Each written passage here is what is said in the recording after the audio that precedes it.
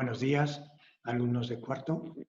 Bienvenidos de nuevo a estas clases desde lejos. Bien, vamos a empezar tema nuevo, que es el tema 9 de funciones que está en la página 179.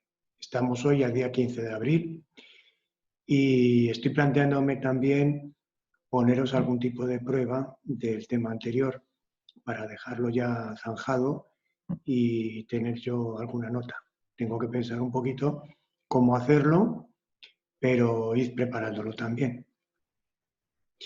Bien, vamos entonces a empezar con el tema 9. Primero, ¿qué es una función? Una función es una correspondencia entre dos conjuntos. De manera que, en una correspondencia a cada elemento del primer conjunto le corresponden pues uno o varios o ningún elemento del segundo conjunto. Puede ocurrir incluso que a un elemento le correspondan dos, etc. Pero en el caso de la función hay que restringir las condiciones. Va a ser una correspondencia, pero a cada elemento del primer conjunto le corresponde un único elemento del segundo conjunto. Único. Ahí tenéis gráficamente lo que quiero decir. Tenemos dos conjuntos A y B y veis que a este elemento le corresponde otro. A este le corresponde otro de aquí. Hay elementos de B que no tienen, que no corresponden, no son correspondientes de nadie de A. Bien. Y ahora vamos a ver, por ejemplo, este elemento A puede ocurrir que no tenga un elemento B que le corresponda. Eso no es problema. Eso luego lo veremos esta situación cuando estudiemos el dominio. Pero lo que no puede ocurrir nunca en una función es que a un elemento de aquí le correspondan dos de aquí, como ocurre en esto. Lo tengo tachado, no puede ocurrir. ¿De acuerdo? Esa no sería función. Todo lo demás que veis que se puede dar, sí, es función. Bien, luego veremos gráficamente qué significa esto. Bien, a los elementos genéricos de A los llamamos X, que son, y se llama, la X es la variable independiente. Y un elemento genérico de B es la letra I, que es la variable dependiente. ¿Dependiente por qué? Porque depende del valor de X. Podéis echar un vistazo a los ejemplos que hay en la página 180 para ver cuáles son funciones y cuáles no. No nos vamos a entretener mucho más con esto. Y vamos a recordar algo que conocíais de cursos anteriores. Una función se puede expresar de varias maneras. Hay al menos 4 maneras de expresarla. Por un enunciado, luego ahora hacemos enseguida un ejemplo, dando la ecuación de la función, dando una tabla de valores o mediante una gráfica.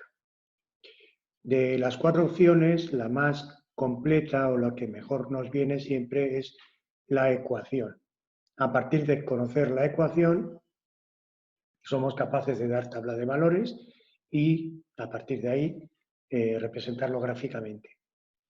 El enunciado, pues a veces no es tan fácil de poner como ecuación, ni la ecuación expresarla como enunciado, pero quizás sea lo que menos importancia tenga.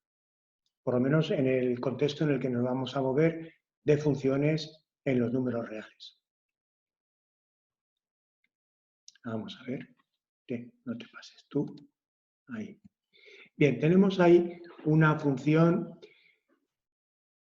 como ejemplo, la ecuación y igual a 2x más 1.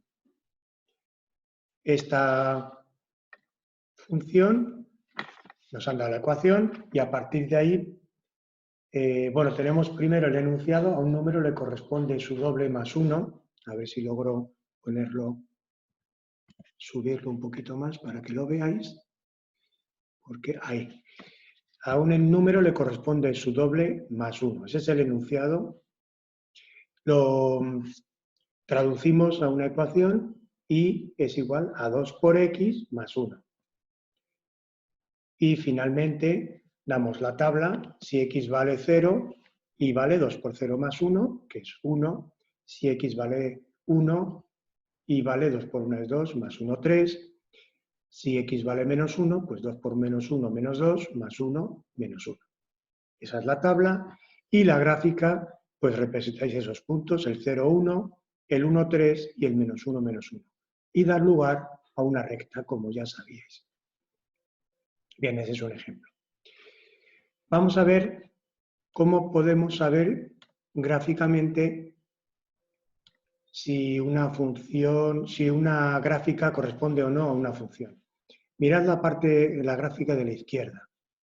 Ahí veis que esa es una función, aunque no es una función, digamos, continua, porque el trazo no es constante, sino que de cuando en cuando se para el trazo y cambia, digamos que se levanta el bolígrafo del papel para volver a escribir el siguiente trazo. Pero eso es una función. ¿Hay valores de x que no tienen su y correspondiente? Pues efectivamente. Por ejemplo, si tomáis x igual a 3,1, entre el 3 y el 4, cualquier valor que cojáis, 3,1, 3,2, su correspondiente no tiene imagen, como veis. Aquí entre el 1 y el 3, pues cogéis cualquier valor y tiene imagen.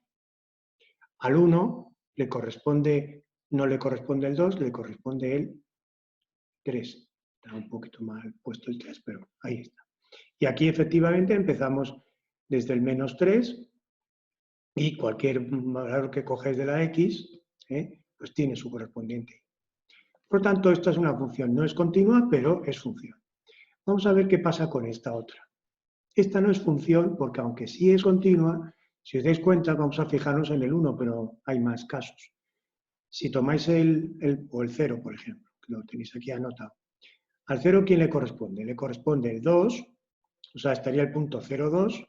Al 0 también le corresponde el 2,5 y el 3. Es decir, en esta gráfica están el punto 0,2, el 0,2,5 y el 0,3. Y por tanto, al 0 le corresponden 3 valores, no uno solo. No es función. Lo podéis ver también con el 1, que también tiene 3 imágenes, 3 correspondientes. Bien. Características de una función de R en R. Vamos a ver, nos vamos a entretener ya en este tema y en los siguientes en funciones en los números reales. Por lo tanto, hay que saber cuáles son los números reales, hay que recordarlos para poder trabajar con ellos. Ya sabéis que los números reales son todos los números que conocemos, todos los que hemos estudiado. ¿Y cuáles son números que no son reales? Pues recordad, cuando tenéis un número cualquiera partido por 0, 3 partido por 0, por ejemplo, ese no es un número real. Lo podéis poner en la calculadora y veréis que sale error matemático. Y el otro caso que nos vamos a encontrar, de los así más conocidos, son las raíces de números negativos. La raíz de 4 sabemos que es 2, pero la raíz de menos 4 sabemos que no existe en los números reales. Por lo tanto, eso es lo que tenemos que tener en cuenta ahora cuando estudiemos este tipo de funciones. Vamos a empezar estudiando el dominio y el recorrido. El dominio de f es el conjunto de valores de x que tienen imagen f de x. Es decir, dicho de una manera simbólica, dominio de f de x es el conjunto de los números reales tales que su imagen existe. Vamos a ver un ejemplo. Si tenéis la función f de x igual a 3x cuadrado más 1 y vais dando valores a x, por ejemplo 0, 3 por 0 es 0, más 1, 1. El 1, 3 por 1 es 3, más 1, 4. El menos 1, 3 por menos 1 al cuadrado, 1, 3 por 1 es 3, más 1, 4. Todos estos números son reales. y deis el valor que deis a la x, todos esos siempre nos va a salir un número real. Por lo tanto, el dominio de f es todo R, porque para cualquier valor número real que toméis, su imagen existe. Bien, fijaos en este otro ejemplo. A ver si no se me escapa. Fijaos en este otro ejemplo. F de x igual a 2 partido por x menos 3. Damos valores igual a la x. Si x vale 0, pues f de 0 es 2 partido por 0 menos 3, 2 partido por menos 3, que es un número real, es un número fraccionario, racional, por tanto, y por tanto real. Si tomáis el 1, pues f de 1 es 2 partido por menos 2, menos 1, que también es un número real. Y toméis cualquier número que toméis, siempre es un número real. ¿Dónde viene el problema? En el 3. Si x vale 3, 2 partido por 3 menos 3 es 2 partido por 0. Y 2 partido por 0 no es un número real. Por lo tanto, para cualquier valor de x existe f de x, salvo si x es igual a 3, como hemos visto. Por tanto, el dominio se expresa de esa manera. Dominio de f es R menos un único punto, que es el 3. Un único valor, que es el 3. Vamos a ver más ejemplos de dominios. Vamos a pasar al primer ejemplo. F de x igual a 2x más 3 partido por x más 1. Bueno, como veis, el numerador no nos va a dar problema, porque aunque el numerador se anule, pues por ejemplo, para el valor x igual a menos 3 medios, 2 por menos 3 medios sería menos 3 más 3, 0. Bueno, pues 0 partido por menos 3 medios más 1, eso es un número, es 0, y por tanto es un número real, no hay problema. El problema lo tenemos en el denominador. Si se anula el denominador, ese número no existe. ¿Y dónde se anula el denominador? Pues vamos a resolver la ecuación. X más 1 igual a 0. Se resuelve y nos da x igual a menos 1. Por tanto, el dominio es todo R menos este punto, el menos 1. Fácil, ¿no? Un poquito más complicado el ejemplo 2. Vamos a tomar esta función en la que el denominador pues es una expresión al cuadrado. Bueno, pues lo mismo. ¿Dónde la función no está definida? Donde esto se haga 0. Bueno, pues lo resolvemos, x cuadrado igual a 4, y por tanto x es más menos raíz de 4, es decir, más menos 2. No os olvidéis de la raíz negativa, que siempre se os olvida. Bien, por tanto el dominio va a ser todos los números reales menos estos, el 2 y el menos 2. Por lo tanto, todo este tipo de funciones racionales, para estudiar el dominio las resolvemos siempre igual, mirando dónde se anula el denominador, es decir, planteando la ecuación en la que el denominador se anula, sea igual a 0 y se mira a ver cuál es la solución. Vamos a ver otro tipo de dominio y de ecuaciones. Por ejemplo, si la función que nos dan tiene una expresión con una raíz cuadrada. Sabemos que la raíz de un número negativo no existe. Por ejemplo, la raíz de menos 4 no existe. Entonces se trata de evitar que aparezca la raíz de un número negativo. ¿Cómo lo hacemos? Pues tenemos que asegurarnos de que lo que hay dentro de la raíz sea positivo o 0. Es decir, x menos 5 debe ser mayor o igual que 0. Resolvemos la indeterminación, como hemos hecho ya este año. X entonces es mayor o igual que 5, es una inecuación de primer grado y se resuelve directamente despejando X. Gráficamente son todos los valores X mayores que 5 y se expresa entonces como intervalo, dominio de F es el intervalo cerrado en el 5 hasta más infinito. Por ejemplo, podéis comprobar, si tomáis X igual a 6, que efectivamente está en este lado, f de 6 existe, porque 6 menos 5 es 1, la raíz de 1 existe. Si tomáis x igual a 4, os va a quedar 4 menos 5 menos 1, que no existe. ¿Que tomáis el 7?